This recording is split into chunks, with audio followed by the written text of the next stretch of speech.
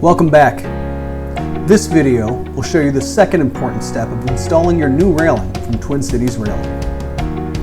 Before we can screw your railing in, we need to have something for it to anchor into.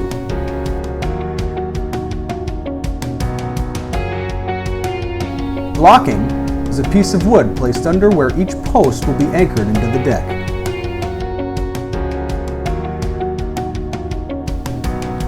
Using the guide from your order form, figure out where your posts are going to go.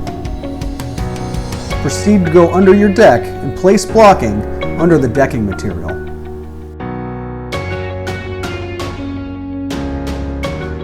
This will create a foundation for your railing to anchor into.